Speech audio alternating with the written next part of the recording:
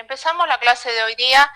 La anterior semana, el viernes, sábado y domingo, hubo arreglo de la plataforma, así que no me fue imposible subirles la tarea que les había dicho porque estaba inhabilitada la plataforma. Generalmente trabajo los fines de semana para subir toda información.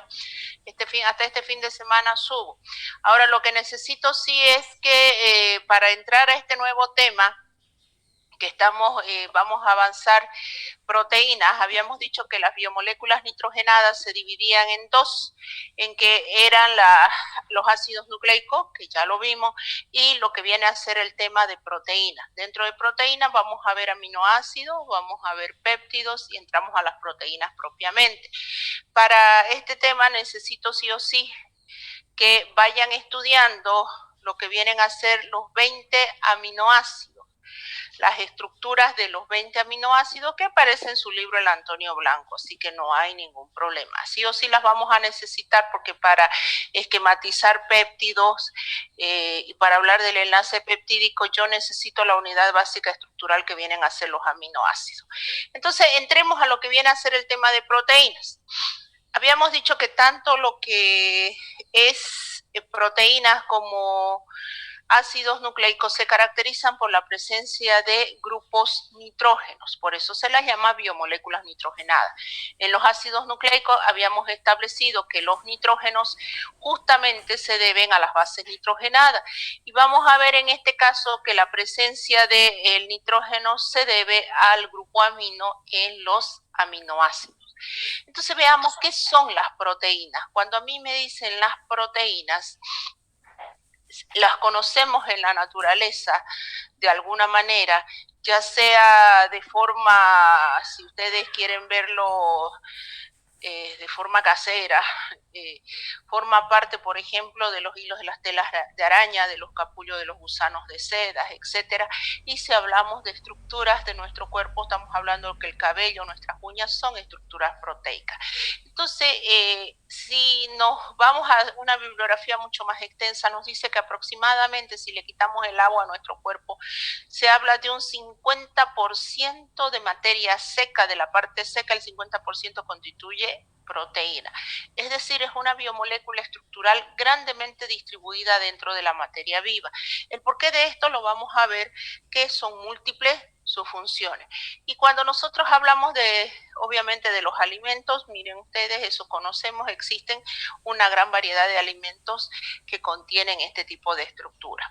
Entonces, el objetivo de esta unidad es partir obviamente de los aminoácidos, ir a péptidos y posteriormente ir a las estructuras proteicas. ¿Qué es lo que tenemos que conocer? Su estructura, de ahí el hecho y solicitarles a ustedes de que estudien los 20 aminoácidos. De ahí vamos a ver su clasificación, las propiedades físico-químicas que rigen a la unidad básica estructural de las proteínas, que son los aminoácidos. De ahí vamos a estudiar cómo estos aminoácidos se unen entre sí y constituyen a través de un enlace peptídico una estructura mucho más compleja que vienen a ser los péptidos. Y de ahí vamos a ver cómo estos péptidos, cuando alcanzan una estructura de elevado peso molecular, constituye lo que son las proteínas. Estas proteínas que responden a un nivel de organización primario, secundario, terciario y cuaternario. Y obviamente, importante identificar las funciones, las propiedades y las características de cada uno de estos que conforman parte, obviamente si hablamos de aminoácidos, péptidos y proteínas que conforman parte de la materia viva. Entonces ese es el objetivo. Quiere decir que cuando se termina esta unidad ustedes ya tienen que conocer las estructuras, propiedades, etcétera, que es después lo que se les evalúa a ustedes. Proteínas, entonces, el término proteína. El término proteína existe aún antes de que exista la bioquímica como ciencia. Por eso se dice que deriva del griego protos, que significa lo más antiguo, lo primero, lo que ha dado origen, según algunas teorías filosóficas, fisiológicas, que ha dado origen a la vida. Son grandes, las proteínas son macroestructuras o estructuras biopolímeras, compuestas obviamente por estructuras de tipo orgánica más conocidas como aminoácidos. aminoácidos. Por eso se define como una estructura altamente compleja de elevado peso molecular conformada por alfa L aminoácidos unidos a través de enlace peptídico. Esa es una manera general de definir qué es una proteína desde el punto de vista bioquímico. ¿Por qué me están diciendo que es una proteína? No me preguntan dónde se encuentran las proteínas para que nosotros digamos en la carne, yo puedo encontrar en el huevo, no, sino qué es bioquímicamente una proteína. ¿Cómo está constituido? Obviamente, como todas las biomoléculas de característica orgánica, las proteínas están constituidas por bioelementos de tipo primario, carbono, hidrógeno, oxígeno y nitrógeno, el famoso CHON. Estas proteínas hay que tener muy en cuenta que existe una estrecha relación entre la estructura y la función, es decir, hay que mantener la estructura de las diferentes proteínas que conforman parte de la materia viva para que éstas cumplan su función a lo largo de su existencia. Es decir, si yo le modifico la estructura a una proteína, le pierdo la funcionalidad. Es tan parecido como de repente usted tiene una casa donde las puertas y las ventanas tienen sus funciones. La puerta para poder ingresar y las ventanas obviamente para poder airear los ambientes. Entonces, si yo le cambio la estructura a esa casa y de repente decido no ponerle techo, decido no ponerles ventanas, etcétera, yo ya cambio el sentido de la palabra, cambio la funcionalidad. Lo mismo pasa con las proteínas. Las proteínas responden a una determinada estructura y esa estructura no tiene que cambiar a lo largo del tiempo. En caso de que cambiara por cualquier factor, lamentablemente nosotros entramos a una pérdida de la funcionalidad de la proteína y esto se traduce en procesos fisiopatológicos que se manifiestan en el ser vivo. Entonces, fíjense ustedes aquí el ejemplo.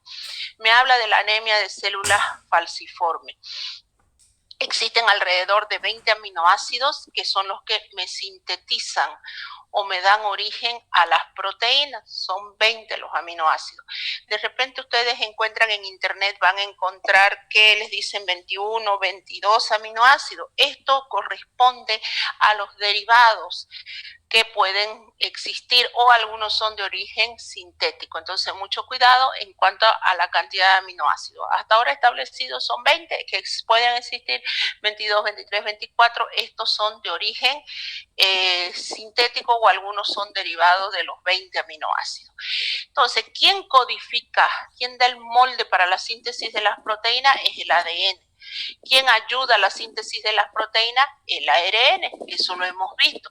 Entonces, fíjense ustedes que nosotros vamos a tener que el molde que me va a decir cómo va a estar conformadas las proteínas, las hebras de mi cabello, cómo van a estar conformadas las proteínas de mis uñas, cómo van a estar conformada la hemoglobina, que forma parte de mis glóbulos rojos, me lo va a decir o me lo va a establecer el código genético. Mi código genético, y que es característico de cada especie, me permitirá dar el molde para que el ARN trabaje y este ARN me permita de alguna manera sintetizar esas proteínas. Entonces, si existiera un desorden genético, vale decir, alguna alteración genética en el código, lamentablemente el ARN va a traducir con el error correspondiente y me va a sintetizar una estructura o va a llevar a la síntesis de una proteína cuya estructura no va a ser la correcta y eso se va a traducir en una alteración de la función de la proteína. Por eso nosotros decimos, existe una estrecha relación entre lo que es la estructura y la función proteica. ¿Cómo se ve eso y qué es lo que sucede? Resulta que vamos a ver que la hemoglobina es una hemoproteína, es una proteína de característica compleja que tiene 4 cadenas polipeptídicas. El orden y la secuencia de los aminoácidos que van distribuidos a lo largo de su estructura, va a venir dado obviamente por la secuencia del ADN. Si hay un desorden genético donde se me cambia un solo aminoácido, donde se me cambiara uno solo, un solo aminoácido. Fíjense que es eso lo que representa esta imagen. Dice, el ADN viene con un código, una alteración genética, y ahí lo marca con rojo. Eso me lleva a que la secuencia de aminoácidos lamentablemente va a venir alterada en uno de sus aminoácidos. Y yo voy a tener que, si cada cadena polipeptídica tiene de 150 aminoácidos, 140 aminoácidos, uno de ellos genéticamente salió alterado. Entonces, ¿qué es lo que ocurre? Yo voy a sintetizar una proteína completamente diferente, a pesar de que sea un solo aminoácido. Y usted dice, sí, pero si son 150 por cada cadena y un aminoácido no le va a hacer ninguna alteración. Sí le hace y sí le provoca alteración en la estructura de la hemoglobina. Finalmente, nosotros sabemos que la hemoglobina tiene la capacidad de transportar oxígeno, de ayudar a los glóbulos rojos en su funcionalidad del transporte de oxígeno y llevar a las diferentes células que conforman los tejidos. Pero resulta que en este caso nosotros de repente tenemos que esa hemoglobina viene fallada genéticamente. ¿Qué es lo que va a suceder? Que esa hemoglobina no va a ser capaz de transportar adecuadamente el oxígeno y me va a llevar a que otro me provoca que los glóbulos rojos se deformen, pasan por los pequeños capilares y los glóbulos rojos revientan debido a una alteración de un solo aminoácido en esa estructura. Entonces, de repente viene que se pierde la funcionalidad de la hemoglobina por la alteración de uno. Y eso se traduce en lo que después ustedes van a estudiar en hematología, en las hemoglobinopatías, que se llama, por ejemplo, esto se llama hemoglobina S, y generalmente se ve en el microscopio como los glóbulos rojos como una hoz o una media luna. Esto se debe a que la hemoglobina viene alterada genéticamente. Estos pacientes o estos niños que llevan, porque nacen con esa alteración, lamentablemente sufren constantemente de anemias, tienen que estar sometidos a transfusiones sanguíneas, son de mucho cuidado. Y solamente se debió eso a una alteración genética en su código genético, en este código genético, que me llevó a cambiar un solo aminoácido en esas 4 cadenas polipeptídicas. Entonces yo voy a tener una estructura diferente que se va a traducir obviamente en una patología. Entonces, eso como un solo ejemplo, para que ustedes vean la importancia de lo que viene a ser mantener la estructura de una proteína. Se dice que todas las proteínas responden a la misma característica, es decir, yo le cambio su estructura y le pierdo su funcionalidad. No es que creo otra funcionalidad, no, la pierdo definitivamente, y el hecho de perderla me va a llevar a que o no me va a servir la proteína o va a tener características completamente diferentes. Entonces, lo importante en este caso es que se mantenga la estructura. Se dice que todas las proteínas vienen y responden a esa secuencia, a excepción de los anticuerpos. Los anticuerpos son las únicas estructuras proteicas que cambian una parte de su estructura, pero siguen cumpliendo su funcionalidad de defensa, que eso lo vamos a ir viendo más adelante. Muy bien, vamos a las funciones de las proteínas. Es bueno que se recuerden las funciones porque de todas las biomoléculas sí o sí hay que recordar la parte de la funcionalidad. Así como cuando me decían cuáles son las funciones de los hidratos de carbono y nosotros decíamos a ciega que las funciones eran energéticas, reserva energética y pequeña cantidad estructural, y a manejar los ejemplos de cada uno de ellos. Cuando me decían los lípidos tienen múltiples funciones, son múltiples las estructuras variadas y se veían las funciones de cada uno de ellos. Los ácidos nucleicos, sin embargo, tienen 2 funciones plenamente definidas, que son solamente el código genético, transmitir las características hereditarias de padres a hijos, y por último, la de la síntesis de proteínas. Sin embargo, cuando hablamos ahora de las proteínas, entramos exactamente en la misma situación de lo que veníamos hablando conforme lo que vienen a ser casos diferentes. ¿Por qué? porque hemos dicho que en nuestro cuerpo 50% de estas estructuras constituyen a proteína. Entonces vamos a ver que las proteínas tienen múltiples funcionalidades. Cuando me dicen estructural, por ejemplo, las glucoproteínas que forman parte de las membranas o aquellas que me permiten la identificación entre célula y células de un mismo tejido, son o pertenecen a esta categoría. Las histonas, que se recuerdan que lo vimos en los ácidos nucleicos, y habíamos dicho en los ácidos nucleicos, habíamos establecido que las histonas eran proteínas que rodeaban a los ácidos nucleicos y finalmente constituíamos los cromosomas, los nucleosomas, los cromosomas. Entonces, en este caso, las histonas constituyen parte estructural de biomoléculas importantes como son los ácidos nucleicos. Otras proteínas que cumplen funciones estructurales, entre otras proteínas que cumplen funciones estructurales tenemos el colágeno, el tan famoso colágeno que se habla comúnmente. Cuando a mí me dicen del colágeno, nosotros sabemos que este forma parte de estructuras de sostén de nuestro cuerpo. Existen alrededor de 8 tipos de colágeno, lo vamos a ver, por lo menos algunos, y vamos a ver su característica fundamental. La elastina es otro tipo de proteína que le da elasticidad preferentemente a ciertos tejidos como es piel, como son los grandes vasos, etcétera. Entonces, es otra estructura de característica proteica.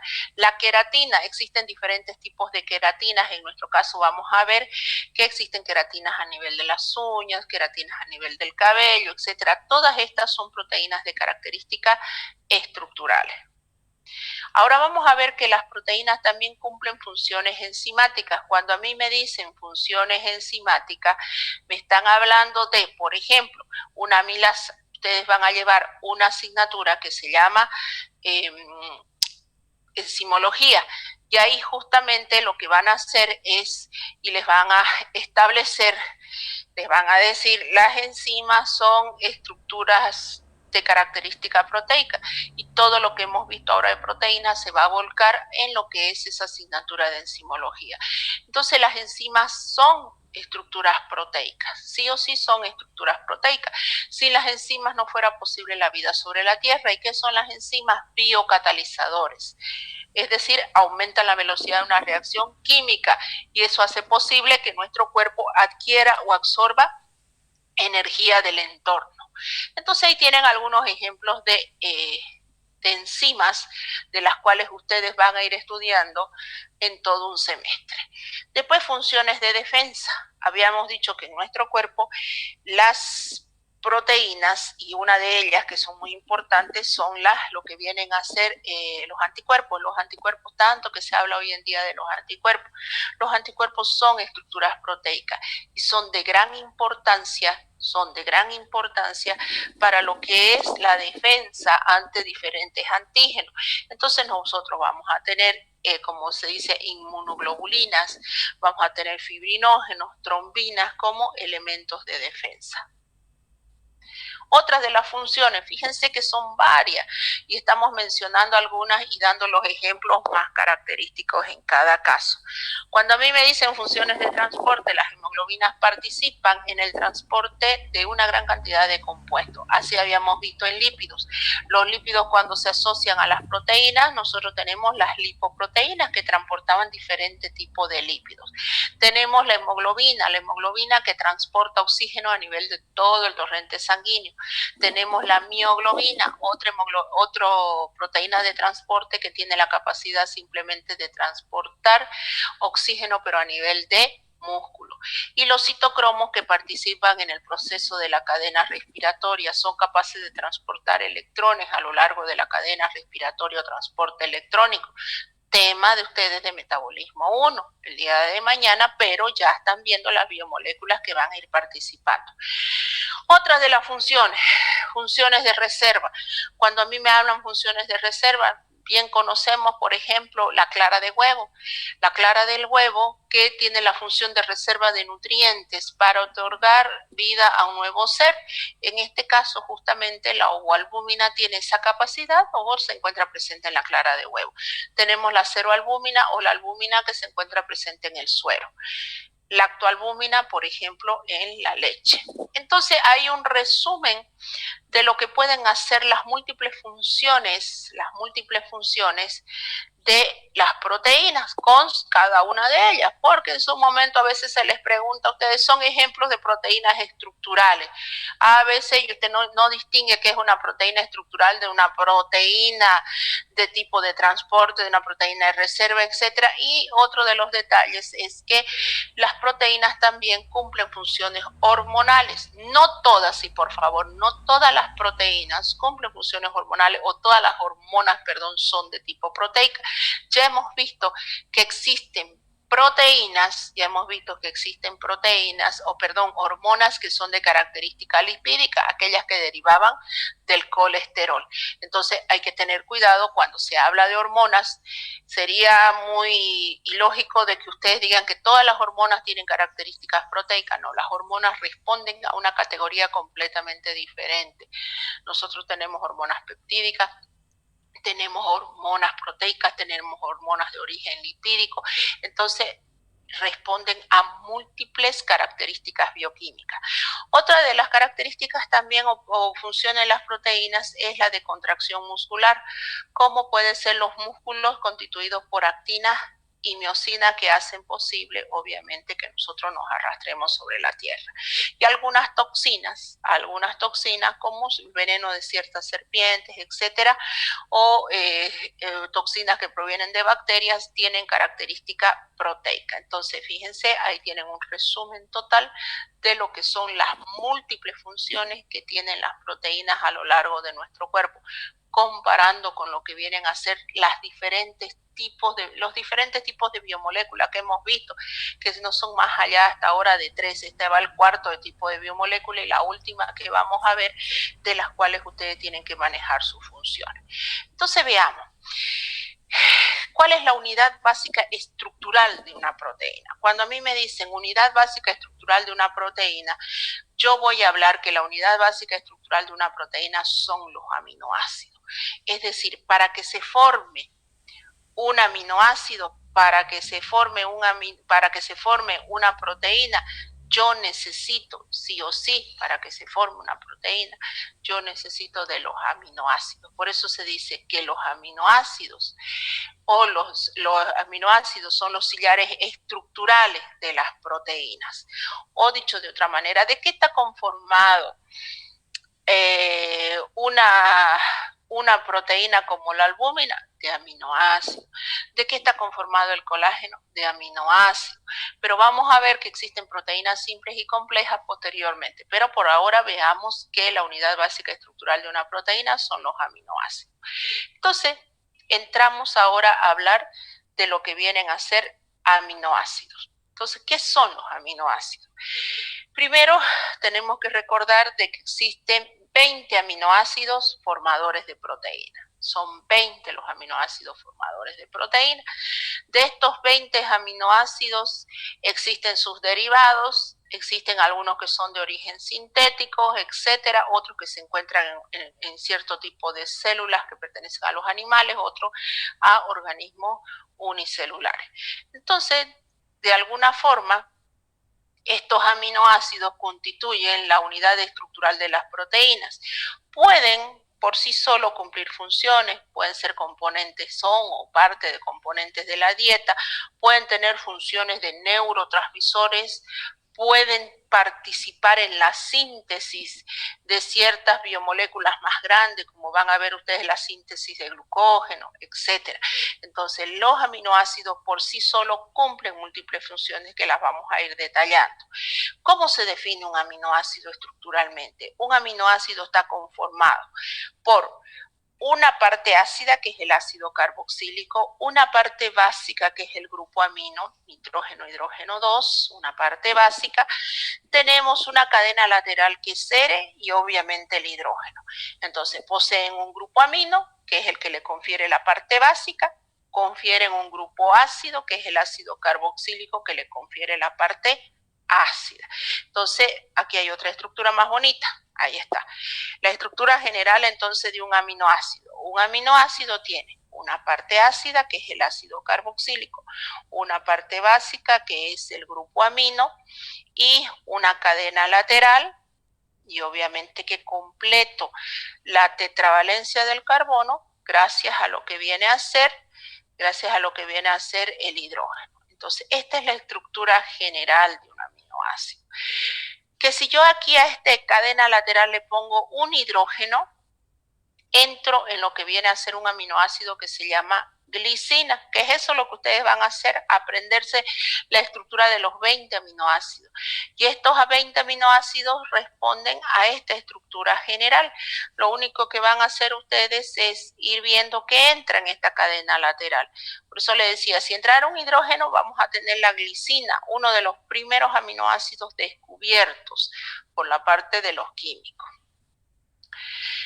Entonces veamos ahora, ¿cómo yo puedo representar un aminoácido? Un aminoácido lo puedo representar así como está aquí, fíjense, esa es su fórmula general. Lo puedo representar así, otra vez ácido carboxílico. La cadena lateral no necesariamente puede venir abajo, puede venir arriba, el grupo ácido puede venir aquí, es independiente. Mientras estén estos grupos, es un aminoácido.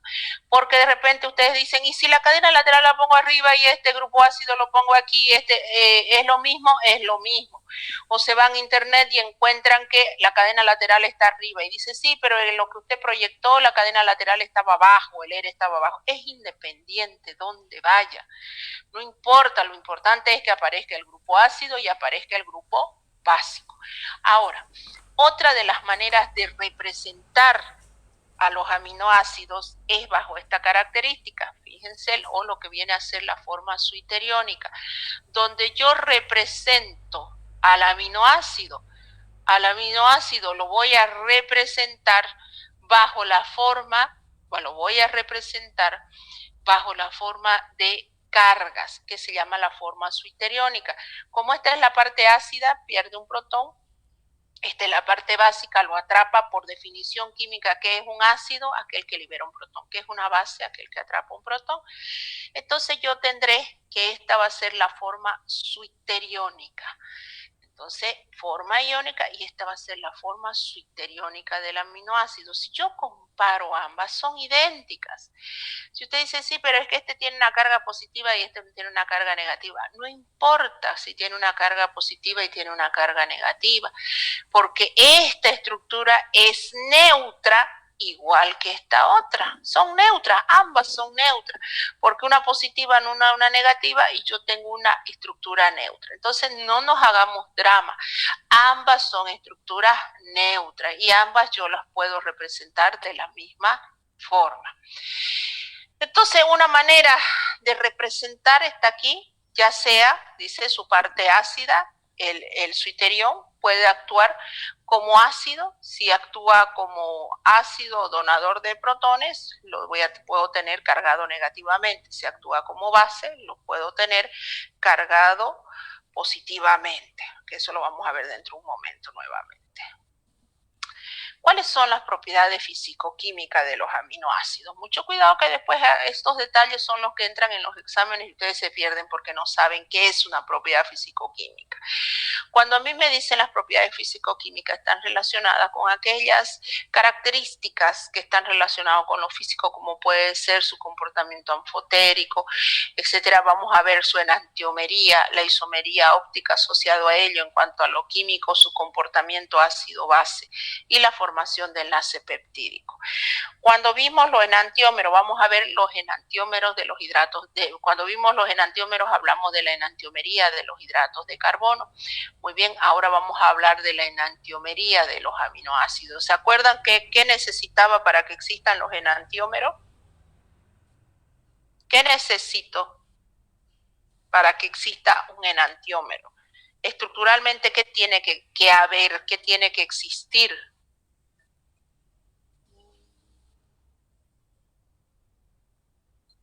Un átomo quiral. Un carbono quiral, perfecto, un carbono quiral, un átomo quiral, que es que los 4 átomos o sustituyentes sean, los grupos de átomos sustituyentes del enlace sean diferentes. Entonces, yo presentaré enantiomería en los aminoácidos, siempre y cuando, obviamente, que los 4 átomos o grupo de átomos sean diferentes. Entonces, fíjense si yo tengo esta estructura, la alanina, donde en la cadena lateral, en vez de ir un hidrógeno, va un grupo amino. Entonces, va a un grupo metil. Yo voy a tener, en este caso, voy a tener un carbono quiral y que me va a llevar al movimiento y va a depender dónde se encuentre el grupo amino. Si el grupo amino se encuentra a la derecha, va a ser D aminoácido. Si el grupo amino se encuentra a la izquierda, va a ser L aminoácido. Entonces, esa es la enantiomería de los aminoácidos, que es exactamente igual que la enantiomería de los hidratos de carbono. Aquí no hay nada, ninguna otra ciencia oculta. Necesito el carbono quiral me va a llevar a los dos tipos de enantiómero. La diferencia está que así como cuando nosotros decíamos en los hidratos de carbono, decíamos para que existan los hidratos de carbono, es decir, para que mi cuerpo reconozca los hidratos de carbono, yo necesito que estos sean de tipo D. Ahora, para que mi cuerpo identifique a un aminoácido como parte de una proteína, yo necesito que sea un enantiómero de tipo L, a diferencia, se dan cuenta, de lo que eran los hidratos de carbono. Entonces, un enantiómero de aminoácido de tipo L simplemente va a ser el que tenga el grupo amino al lado izquierdo. Entonces, miren ustedes nuevamente las diferentes formas. Aquí tenemos un suiterión. Suiterión quiere decir el aminoácido expresado con carga positiva y negativa. Si yo a este aminoácido le quito un hidrógeno, fíjense, si yo a este aminoácido le quito un hidrógeno del grupo amino, se convierte en una estructura de característica aniónica. Ya no va a ser un aminoácido neutro. Si a este otra vez yo lo hago interaccionar y le atrapo un hidrógeno, yo voy a tener una característica de un aminoácido en su forma positiva o catiónica. Esto está relacionado con el pH isoeléctrico de los aminoácidos. Dicho de otra manera, los aminoácidos, ustedes se le preguntan, los aminoácidos que están dentro de la materia viva, ¿están expresados positivamente, negativamente o en su forma neutra? Eso va a depender del pH isoeléctrico que vamos a ver en este momento. Es decir, yo puedo encontrar aminoácidos en mi torrente sanguíneo que estén expresados en forma aniónica, puedo encontrar aminoácidos que estén expresados en forma catiónica, y eso lo entiendo a través de la ionización de los aminoácidos, en el cual nosotros podemos ver que el aminoácido o puede atrapar un protón o puede liberar un protón, debido a que el aminoácido tiene su funcionalidad de ser ácido y de ser básico.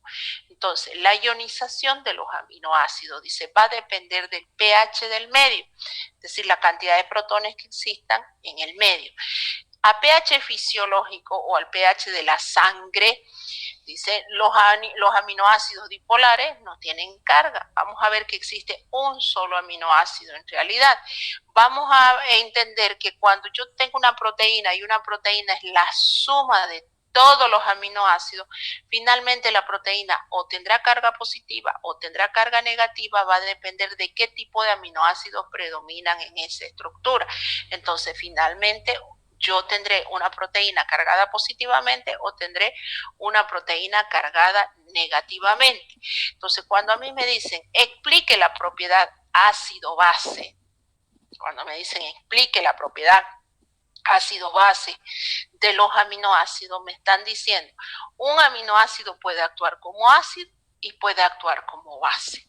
Dependiendo, si nosotros decimos que actúa como ácido, es aquel que libera un protón. Si libera un protón, aquí está, si libera un protón, yo lo voy a tener, obviamente lo voy a poder tener cargado negativamente. Si atrapa un protón, si actúa como base, lo voy a tener cargado positivamente. Es decir, si actúa como ácido, aquí está, si actúa como ácido o aquel que libera un protón, yo voy a tener un ratito.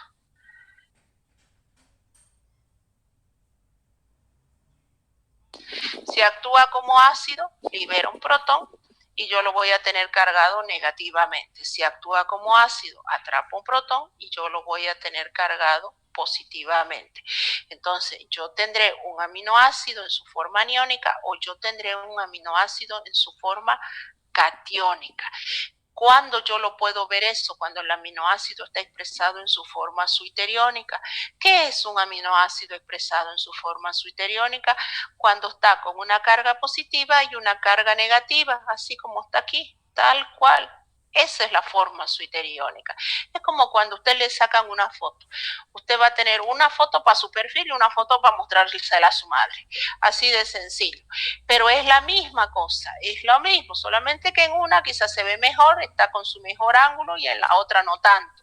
Entonces lo mismo sucede en los aminoácidos. El mismo aminoácido lo puedo representar sin ninguna de las cargas, como lo habíamos visto hace un momento, o en su forma suiteriónica, que puede estar presentado con carga positiva y carga negativa. Resulta que cuando yo lo tengo al aminoácido expresado en su forma suiteriónica, puedo explicar la propiedad de ácido-base de los aminoácidos. ¿Qué quiere decir la propiedad ácido-base de los aminoácidos? Que como su nombre dice, el aminoácido puede actuar como ácido y puede actuar como base. ¿Qué es ácido? Aquel que libera protón. ¿Qué es base? Desde el punto de vista químico, aquel que acepta protones. Entonces, cuando actúa como ácido, yo tendré un aminoácido expresado negativamente. Cuando actúa como base, yo tendré un aminoácido expresado positivamente. Muy bien. Para esto hablamos del pH isoeléctrico de los aminoácidos. Entonces, entre ese término, que ustedes lo van a ver en lo que viene a ser cuando lleguen a análisis clínico, van a encontrar que hay una prueba de laboratorio que se llama electroforesis. La electroforesis justamente lo que hace es permitir la migración de las proteínas en un campo eléctrico. ¿Por qué las proteínas migran en un campo eléctrico? Porque algunas se pueden ir a un polo positivo y otras se pueden ir a un polo negativo. Eso depende mucho del pH isoeléctrico de los aminoácidos. Y entonces de repente dicen ustedes, ¿y qué es el pH isoeléctrico de los aminoácidos? Acabamos de ver que hay aminoácidos que están cargados positivamente y hay aminoácidos que están cargados negativamente. Eso depende del medio en que se encuentran o el pH. Para que un aminoácido se encuentre, dicen, el pH isoeléctrico más propiamente por definición, dicen, es el valor de pH, que puede ser de 0 a 14, en el cual el aminoácido se expresa sin carga o carga neta nula. Es decir, que no va a estar ni en forma de catión ni en forma de anión. Así como esto. Ahí tenemos un aminoácido. Este aminoácido, ya sea que esté en su forma suiteriónica o esté en su forma no suiteriónica, este está expresado con carga neta nula. Si usted me dice, pero ahí hay una carga positiva, pero acá hay una carga negativa, uno positivo, nulo, uno negativo, ambas son estructuras neutras, sin carga. Pero resulta que hay aminoácidos que los encontramos en el torrente sanguíneo, algunos expresados negativamente y otros expresados positivamente. Eso va a depender obviamente del pH isoeléctrico del medio. Resulta que el pH isoeléctrico está tabulado, no hace falta aprenderse tampoco de memoria, no se les va a preguntar pH isoeléctrico, pero sí tienen que manejar ese concepto. El concepto dice que el pH isoeléctrico es un valor característico de pH. ¿De quién va a depender? Del aminoácido, en el cual el aminoácido se expresa sin carga, así como este o así como este, cualquiera de los dos donde les estoy mostrando el puntero. Y ese valor de pH va a depender de qué aminoácido yo esté hablando. Y decíamos, si mal no recuerdo, por ejemplo, la lisina tiene un pH isoeléctrico de 9 punto y algo. Es decir, que al valor de un pH de 9, esa lisina, ese aminoácido se va a encontrar expresado sin carga, ya sea en su forma no ionizable o en su forma suiteriónica. Pero si yo lo saco de ese valor de pH, lo llevo a un pH de 7, el aminoácido o se torna positivo, o se torna negativo, o se torna positivo. Entonces resulta que todos los aminoácidos, a excepción de uno, tienen pH isoeléctricos muy lejos del pH de la sangre. El pH de nuestra sangre es 7.35 más menos 0,05 o 7.4. Entonces, ¿cómo van a encontrarse los aminoácidos al valor del pH de la sangre? Los voy a encontrar. Algunos los encontraré cargados positivamente y a otros los encontraré cargados negativamente. Entonces, yo tendré al valor del pH fisiológico aminoácidos positivos y aminoácidos negativos. De los 20 aminoácidos que existen, 19 tienen pH isoeléctrico completamente diferente al pH de la sangre, a excepción de lo que viene a ser un aminoácido que se llama la histidina. La histidina es el único aminoácido que tiene el pH muy próximo, su pH isoeléctrico muy próximo al pH de la sangre. Esto me lleva a que finalmente esta proteína que tiene a este aminoácido histidina va a tener la capacidad de cumplir funciones importantes como actuar como soluciones tampones, que eso es tema de ustedes de más adelante. Pero entonces, que quede bien en claro, de los 20 aminoácidos que existen en el torrente sanguíneo que son formadores de proteína, 19 tienen un pH isoeléctrico completamente diferente al pH de la sangre. Es decir, van a estar cargados ya sea positivamente o van a estar cargados negativamente. El único que no responde a eso viene a ser la histidina.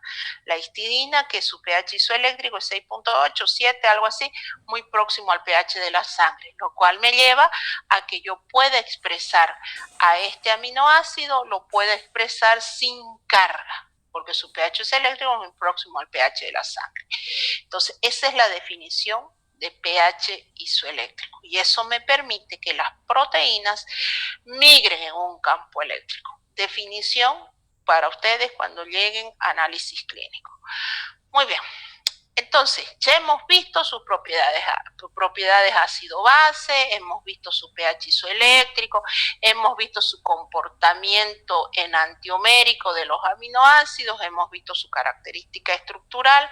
Ahora vamos a entrar a ver cuáles son los aminoácidos formadores de proteínas, ya para terminar, ya lo último. Entonces, cuando a mí me hablan de los aminoácidos formadores de proteína, existen dos características básicas estructurales importantes. Una es que sean alfa y otro que sean L-aminoácidos. Alfa, ¿qué se refiere la característica alfa? Alfa quiere decir que el grupo amino tiene que venir al lado del ácido carboxílico o en el segundo carbono. Entonces, esto, así como está aquí, por ejemplo, aquí está el primer carbono, el ácido carboxílico, ya aquí está el segundo carbono, está el grupo amino. Estos aminoácidos son de tipo alfa y fíjense que todos tienen la misma estructura, que así se lo tienen que aprender ustedes. La diferencia está en que la cadena lateral va variando, va variando la cadena lateral. Todos estos aminoácidos que tienen el grupo amino al lado del ácido carboxílico son aminoácidos de tipo alfa. Sin embargo, descubrieron otros aminoácidos que el grupo amino se encuentra en el segundo carbono, por ejemplo este. Fíjense que el grupo amino, en vez de estar aquí en este primer carbono al lado del ácido carboxílico, se encuentran al final. Esto me lleva a que yo voy a tener un aminoácido con el alfabeto griego que va a ser beta aminoácido. Y si a medida que se va alejando va a ser gamma aminoácido y todo el alfabeto griego. Entonces, fíjense ustedes que los aminoácidos no necesariamente tienen que tener el grupo amino al lado en el primer carbono. Quien lo tiene va a ser el aminoácido de tipo alfa. Si el grupo amino está en el segundo carbono, ese aminoácido va a ser de tipo beta. Si está en el tercero, va a ser de tipo gamma. Entonces, depende mucho de qué aminoácidos me están hablando. Pero resulta que para que un aminoácido sea formador de proteína, yo necesito que el aminoácido sea sí o sí alfa. Entonces tiene que ir el grupo amino aquí. Ahora, eso no quiere decir que no existan otros. Muy bien. La segunda característica, ¿cuál era? Era de que el aminoácido sea de tipo L. Ya lo habíamos visto. Eso responde a la estructura enantiomérica. Muy bien, pero ahora lo otro. Ustedes dirán, existen entonces aminoácidos que no son alfa y que no son L. Pueden ser alfa y D, o pueden ser beta y L, y estos aminoácidos formarán parte de una proteína. No van a formar parte de una proteína. Entonces, si uno dice, y si no forman parte de una proteína, entonces no sirven, no se encuentran dentro de la materia viva. No es así. Sí existen, sí cumplen funciones importantes. Entonces, una cosa es que me digan, son aminoácidos, son ejemplos de aminoácidos proteicos, y otra es que me digan, son ejemplos de aminoácidos no proteicos. Los aminoácidos no proteicos son los que no son alfa ni son L-aminoácidos. Y aquí tienen ejemplos de aminoácidos no proteicos que son importantes. A ver, veamos uno. La beta-alanina. Beta. Al decirme beta ya me está diciendo que es un aminoácido no proteico. Entonces usted dice, si este aminoácido no va a formar parte de una proteína, entonces no sirve. No, resulta que este aminoácido forma parte de la estructura de la coenzima A, y usted dice, sí, pero ¿y la coenzima A para qué sirve? La coenzima A participa en un proceso de descarboxilación oxidativa del piruvato. El piruvato es el producto de la cascada de la glucólisis, de las reacciones de la glucólisis, a través de las cuales los hidratos de carbono ingresan al ciclo de Krebs y mi cuerpo obtiene energía. Es decir, si no existe la beta-alanina, no hay coenzima A. Si no hay coenzima A, no hay acetilcoenzima A.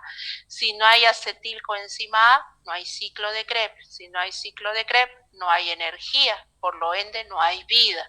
Entonces, fíjense ustedes la importancia de lo que es la presencia de un aminoácido no proteico. Esa estructura, esta beta-alanina, jamás va a formar parte de una proteína, pero por sí solo cumple funciones importantísimas. Otro, que ustedes sí lo conocen, el gamma-aminobutírico, más conocido como GABA, es un neurotransmisor importante en lo que viene a ser las transmisiones del sistema nervioso central. Entonces, miren ustedes que se traduce ese aminoácido en alguien importante. Entonces, ahí tienen un segundo ejemplo de un aminoácido de características no proteicas. Entonces, repito, una cosa es que me digan, ¿cuáles son aminoácidos proteicos? Son todos los que estructuralmente tienen, son alfa y son L. ¿Cuáles son aminoácidos no proteicos? Todos los que pueden ser diferentes, beta, gamma, etcétera, de característica D.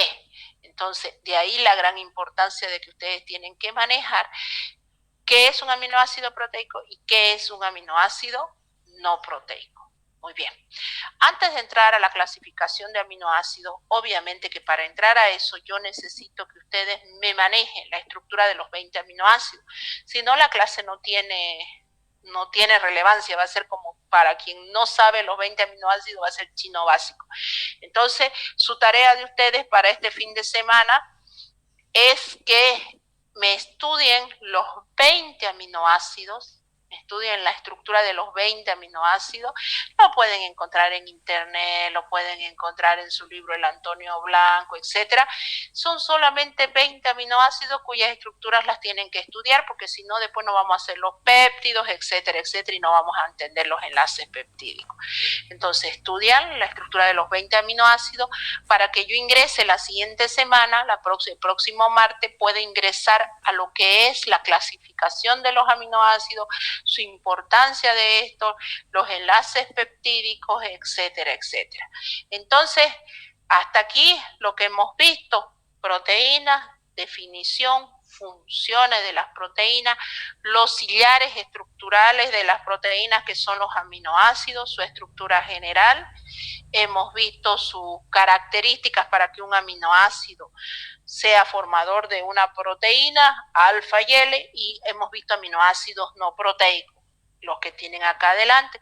Así también hemos visto sus propiedades físico-químicas de los aminoácidos, su enantiomería, su propiedad ácido-base, su pH y su eléctrico. Hasta ahí por lo menos vayan estudiando, tienen material para ir estudiando, y necesito las estructuras que se manejen, la estructura de los 20 aminoácidos para continuar la siguiente semana. Muy bien, ahí termino justamente una hora de clase. Quedamos ahí, nos vemos la próxima semana. Están pasando ya, creo, clases con el auxiliar, o ya los ha subdividido. Vayan participando de las clases de laboratorio, porque hay un examen de laboratorio que se les toma. Entonces, yo creo que el auxiliar les irá a pasar sus proyecciones, etcétera. Todo eso en base a los fundamentos de las reacciones que deberíamos ver en práctica y que lamentablemente pues no lo estamos haciendo. Bueno, muchachos, no es más, Doctora, nos vemos. Tengo clase de doctora, análisis. una Sí. consulta. La tarea que va a subir a la plataforma todavía no lo subió, ¿no? No lo subí porque el fin de semana cerraron la plataforma, y yo subo material el fin de semana. De todas formas, les voy a avisar por WhatsApp. Cuando la suba, les voy a decir, acabo de subirla la tarea. ¿Está bien? Ya, ok. Ya, doctora, gracias. Doctora, Ya, gracias. Perfecto, nos vemos. Chao, chao. Chao, doctora. Chao.